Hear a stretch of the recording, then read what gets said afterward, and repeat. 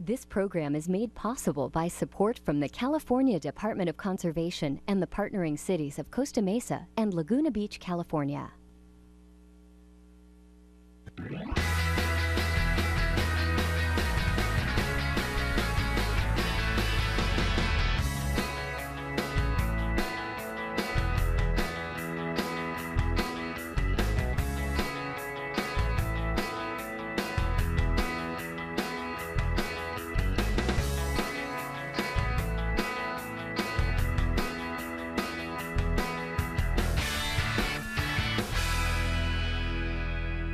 Do you know a way to help protect the environment and make a little extra money? Recycling cans. Okay, recycle cans. Hi there, I'm Joel Greene, and this is my daughter, Devin. and welcome to today's Curiosity Quest Goes Green, the show that explores what you're curious about. So Devin, what did you want to know about cans? How they make them and recycle them. So how do they make them and recycle them, huh? All right. So let's find out on today's Curiosity Quest. Come on, sweetie.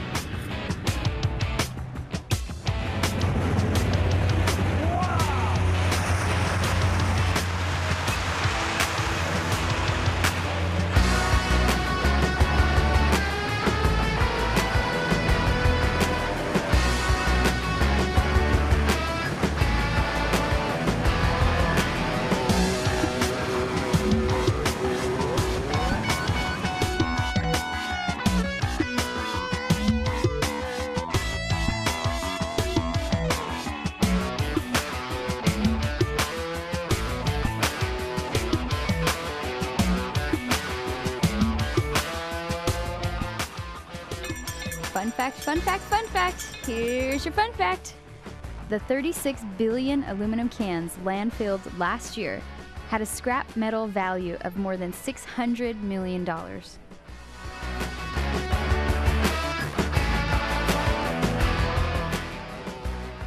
So for the past few months, we've been saving all of our cans. Now, Devin, do we put our cans in the trash can at home?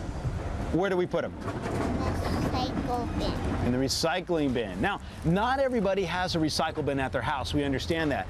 But where we live, we have a blue recycle can where we can throw all of our cans, and a recycle truck comes around, collects them, takes them to a transfer station, and sends them to a recycler. The other thing you can do, which is what we've done, is we've separated all of our cans from our recycled materials. Of course, we would never put them in a trash can. And we're going to bring them here, and we're going to make Devin a little extra money today. All right, so Devin, how excited are you about taking all these cans that we've saved, recycle them, and making some extra money? That looks pretty excited to me. You ready to start? All right, let's go. Fun fact, fun fact, fun fact. Here's your fun fact. Aluminum, discovered in the 1820s, is the most abundant metal on Earth. All right, ready, babe? You want to help Daddy dump? Yeah, there you go. Whoa! Loud, huh? Loudy, loudy. All right, where's our cans going? There's our cans. Not much for a couple months, but we've got some. All right, so where are they gonna go, Deb? Where are they gonna go? Wow, look at that. Wow. So now how do you know how much money we're gonna get? The scale's over here. There's a scale over there. It weighs it up there, and it shows the amount right here. So it weighs it up top and then shows the amount right here. Yes. So we brought you 2 pounds, 2.7 pounds. Yes.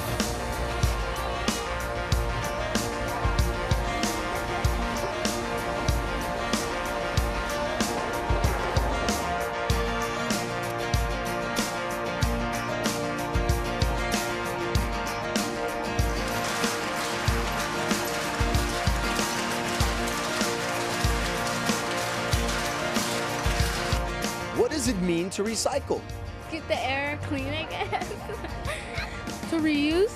When you draw on something, then you don't put it in the trash can, but you put it in the recycling can. Reuse Means to use plastic or aluminum to make other stuff that we use. If you drink soda and then you put it and then you crush the cans. You dump the cans into another thing, and then you put it, and then you go to a little store.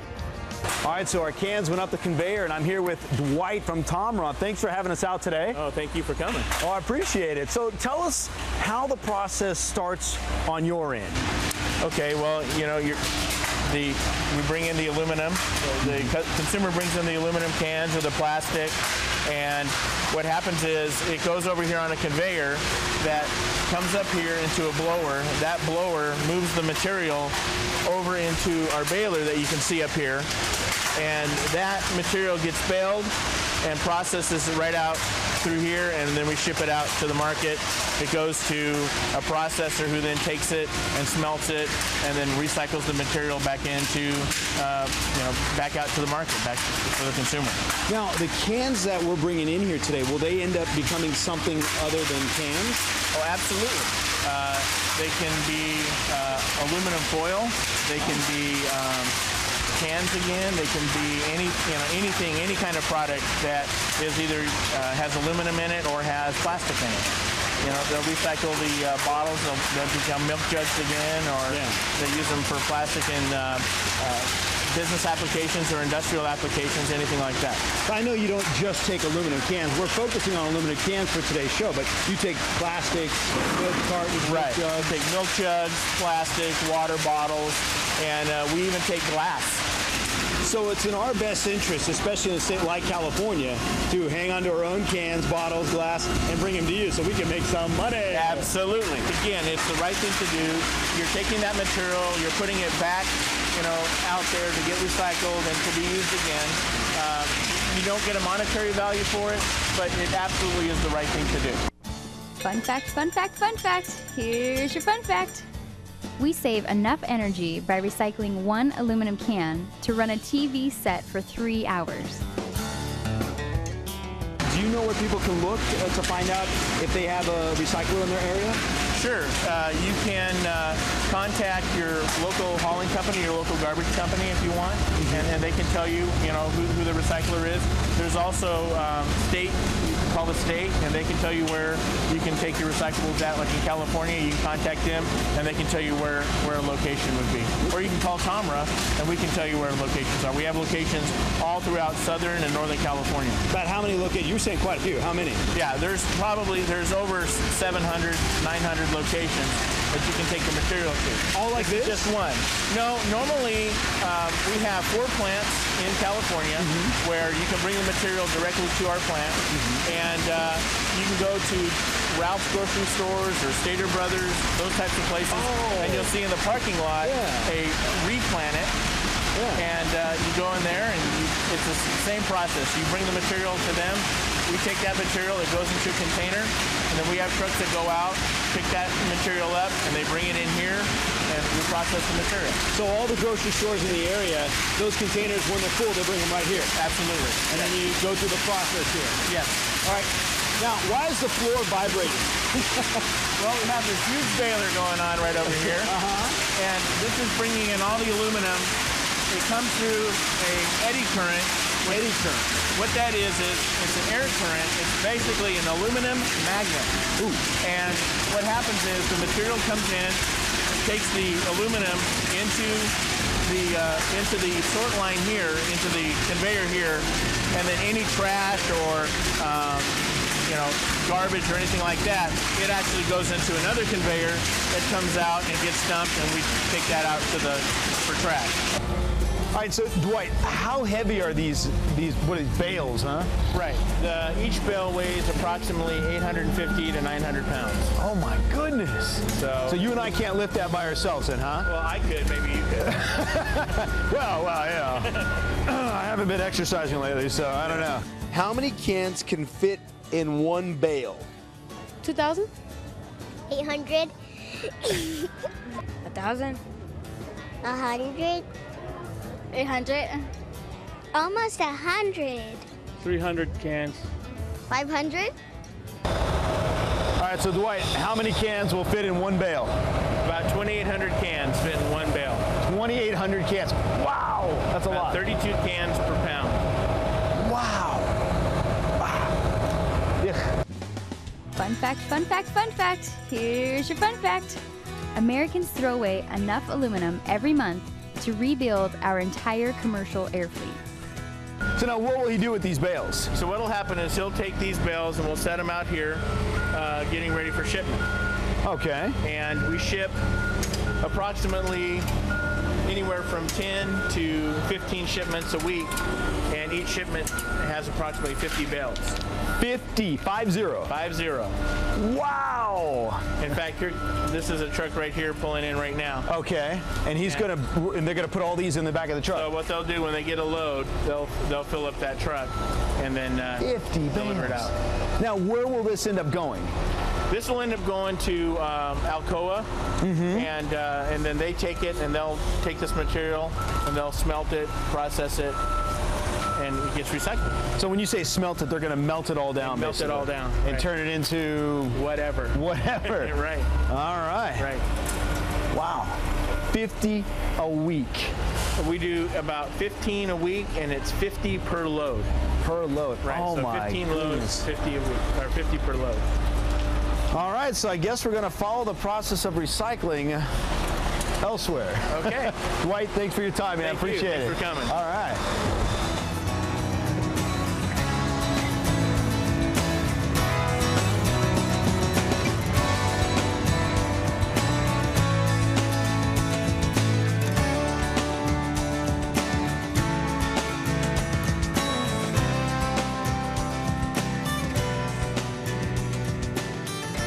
Fun fact, fun fact, fun fact. Here's your fun fact. Making new aluminum cans from used cans takes 95% less energy. All right, so we've done our part by keeping the cans out of the landfill, and now we're going to find out how these recycled cans turn into new cans. I'm here with Mr. Story. Thanks for having us out here. No doubt, Joel. How you doing, buddy? Glad to have you. You bet, Mark. Well, tell us, first of all, thanks for gearing me up here at Ball. Hey, our pleasure. Appreciate it. And what do you guys do from here? You're the manufacturer, right? We manufacture the cans right here in Joel. So we've kept them out of landfill, we recycled them, turned them into these big, what, coils or rolls? Jumbo coil, 25,000 pounds of aluminum. Wow! 50% of this is recycled, 50% of it's new. Okay. So these jumbo coils, and I mean jumbo. Look at these things. I tried to move them and I couldn't. Well, they're unloaded and they're placed on one of 3 cupping machines. And what these cupping machines do is they unroll these coils over a giant cutter. And this cutter, it creates numerous miniature cups. What is a cupper? That's a cup. You use a big cup to scoop down and retrieve stuff. A plastic cup? A plastic cup. Something that picks up cans or something. Like a cup with you pour something in it? It's something you pour your soda in. All right, so this is a can right now, right? That's a cup right now. Will soon be a can when it goes through its process. Like I said, it doesn't look, I can't drink out of this right now. Not yet, but in about 45 minutes you'll be able to. Oh, really? Yeah. All right, well, I've got a question before we go on.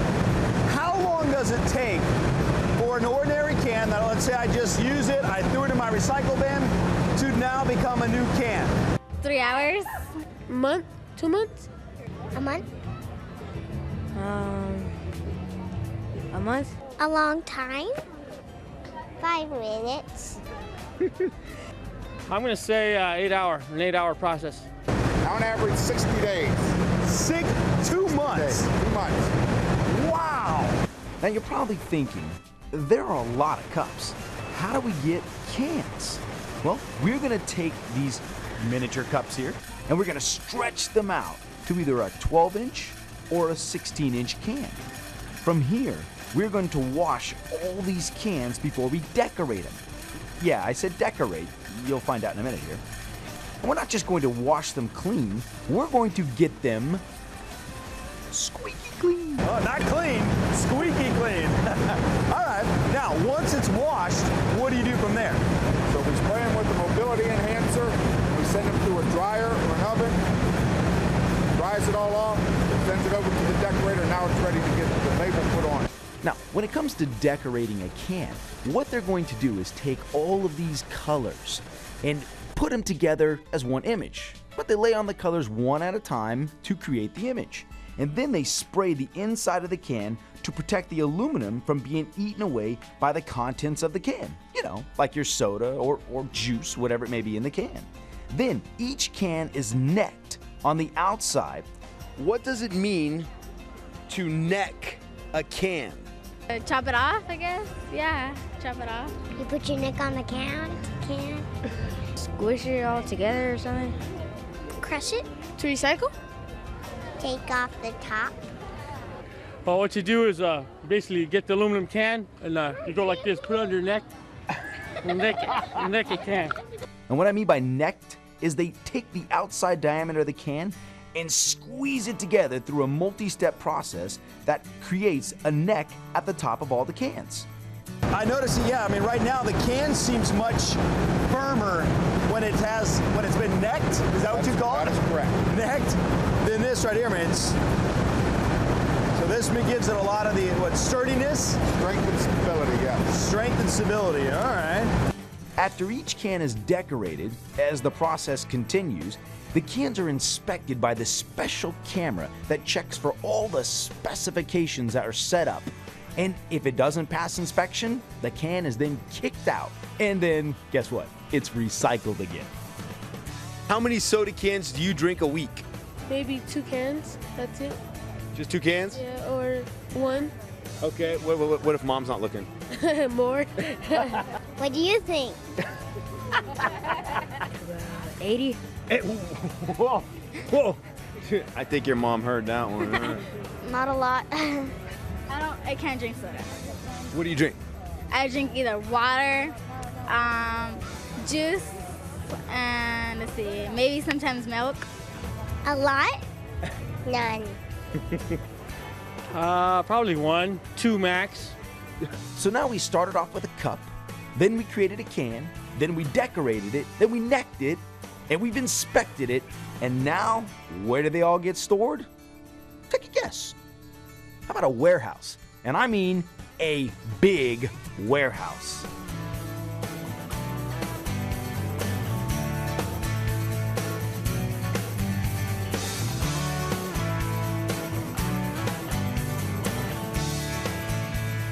What is an AGV? A good... something? Value? Yeah. A good value? Yeah. Okay. I had never ever heard anybody say that before. Ever? Ever. Ever, ever? Ever, ever. Automatic gasoline. Vendors. Pollution. AGV, that's of course the amalgamated green vector reel.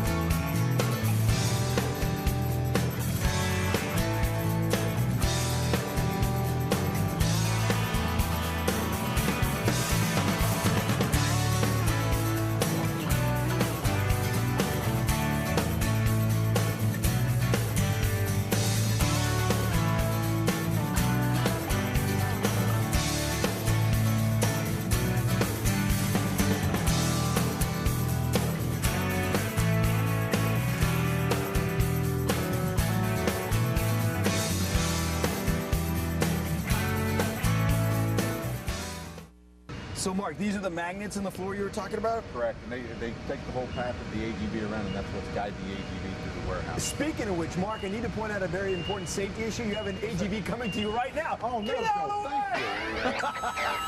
Wow, if that wasn't staged, I don't know what was. Excuse us, sir.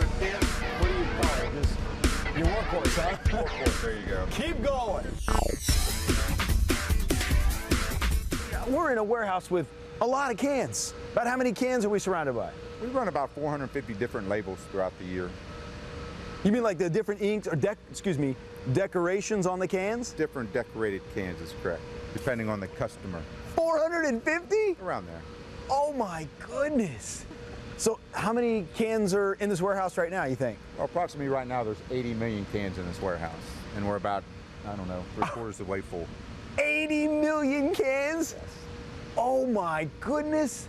Now, okay, I've got to ask, has anyone like knocked over a big old pallet of cans? Never knocked them over. We haven't had any earthquakes that's knocked any over. We've had a couple of accidents where a strapping or something got caught on another pallet and we pulled 1 or 2 down, but no major catastrophes, and we don't expect any. You don't expect any? No. Well, shouldn't we see what happens when a pallet falls? And I know we're not going to expect any, because once you leave, we'll be good to go. I just want to, you know, just to see what it sounds like and looks like. Well, you give us the cost of the pallet and you help us clean up the cans, Joel, we'll think about it. That's okay. Not. We're not doing that today. Right. All right. Wow. 450 different labels and 80 million cans. Oh my goodness, that is a lot of cans. Well, Mark, I appreciate you having us out here today. Hey, thanks for coming to Ball Torrance. This was a Pleasure to have ball. No pun intended, right? you. You get that all the time, right? Yes, we do. Well, I'm sorry to, anyway. That's my story and I'm sticking to it. Mr. Story, you heard it. All right, so Mark, thanks again. You know what we got to do? We got to get back to the recycler and collect some money. All right, so we're collecting our money for our cans today. I'm excited. Let's see what we have. $6.50. Wait. What do you mean, let's go shopping? What? I'm left with 50 cents. I guess I better get used to this. I want to thank everyone here at Tomra, Ball Corporation, and Alcoa for teaching us how they recycle cans. And I especially want to thank you, Devin, although I'm left with 50 cents, for sending us on today's Curiosity Quest. Now, if you want to send us on a green quest, let us hear from you. Go to kvcr.org, click on the Curiosity Quest link, and simply tell me what you're curious about. And it could be your thoughts that send us on our next journey. And remember, this is our planet, and it's our responsibility to take care of it. So I'm curious. Have you gone green? I'm Joel Greene, and I'll see you next time. 50 cents? Dev, come back here, honey. Come on. Take me shopping with you. Oh, is that funny, huh?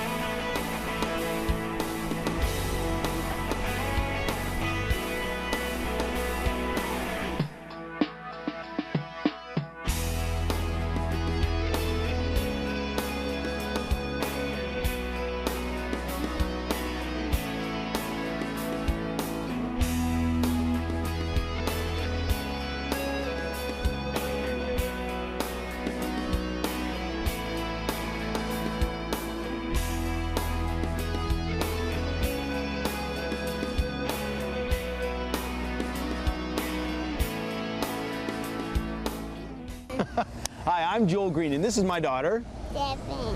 And today, welcome to today's Curiosity Quest. Now, Devin, what were you curious about?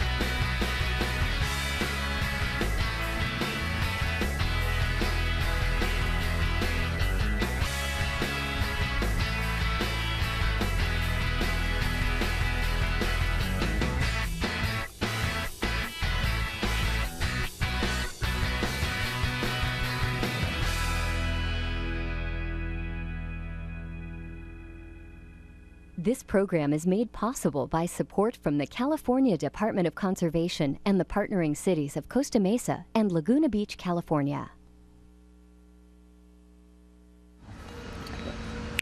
I set my drink down here somewhere. Where'd it go?